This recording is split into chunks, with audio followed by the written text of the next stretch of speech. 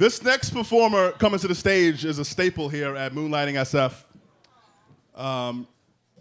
He tries to perform every show if he can. And what he does is he performs a platform for irreverent discourse on all the mayhem that happens here at this bastion by the bay called San Francisco. He is always 30 minutes from everywhere and anywhere. And he's one of those people who always has something to say about everything. Ladies and gentlemen, please put your hands together, make some noise for Just a Tip by Wells Day. Come on.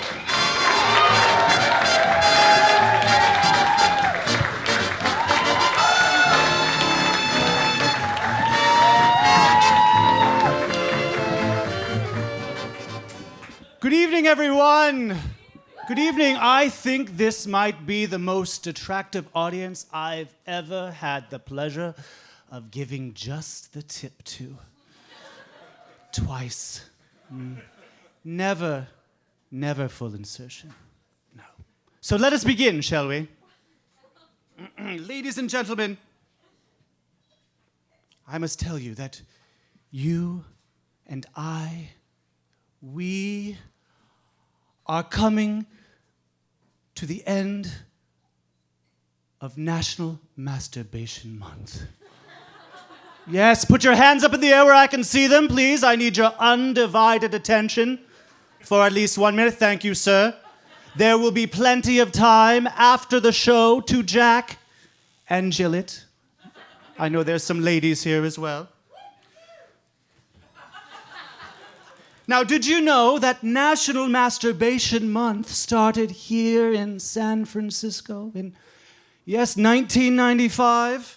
It was after the firing of then U.S. Surgeon General Jocelyn Elders for her statements supporting the best thing that one can do with their body in the comfort of their own home, office bathroom, hot tub, grandma's house, Hallmark store, Forever 21 fitting room, off the grid,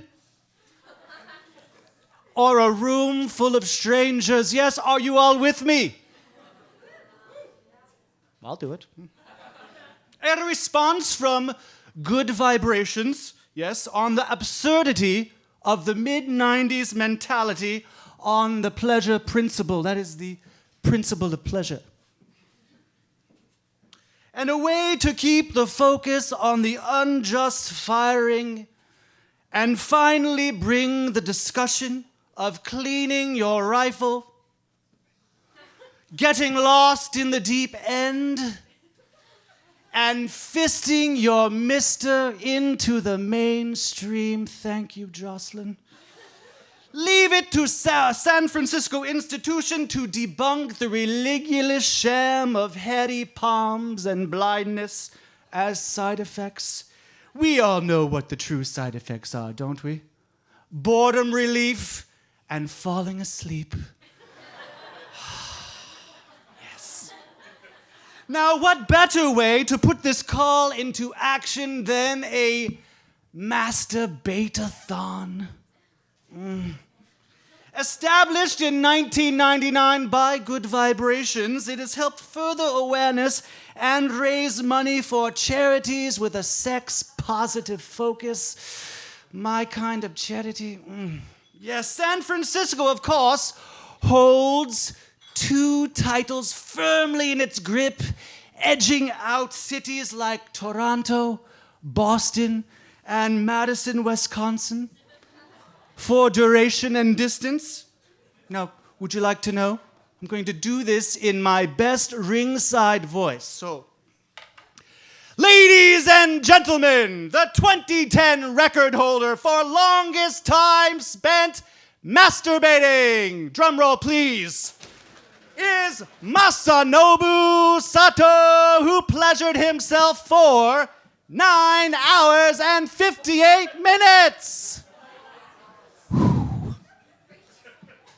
And the 2009 men's distance record holder is Mr. Flint Greasewood. I kid you not, that is his name. Who blew 5 feet 4 inches. Beat that. 5 feet 4 inches. Amazing. Interesting fact, a 2006 study from the CDC informs us the month with the lowest birth rate is February. Yes! Proof it's working! Pump and dump May is in full effect! There's been a reduction of freewheeling Aquarians, codependent Pisceans, and leap year babies. Yes, see, Mr. Clinton, masturbation is important. And lastly, a 2010 Kinsey Institute report states that, ladies, 71.5% of you said they'd masturbated during a 1-year period. While 83.6% of men had done so. Very nice. Very nice. But I'm looking for a hard 90%. So, I challenge each and every one of you to go home tonight and beat it like it owes you money. Yes. My next tip, the California drought. Ladies and gentlemen, we are currently in the 4th year of the worst drought in California history. Now, let's not belabor the point, shall we? I could go on ad nauseum about how we are at a crisis, how the San Francisco Public Utilities Commission is experimenting with blending San Francisco groundwater with hetchy. I've tasted it. How kittens are being abandoned in Oakland. Apparently, nobody in the East Bay likes a dehydrated pussy cat. Meow. How Silicon Valley is planning, to go toilet to tap, repurposing sewage water and making it potable. Silicon Valley is on the forefront of a new movement. Farm to table, to toilet, to tap, back to table. A drink to that. How people are drought shaming their neighbors. Your lawn's looking a little green today, isn't it?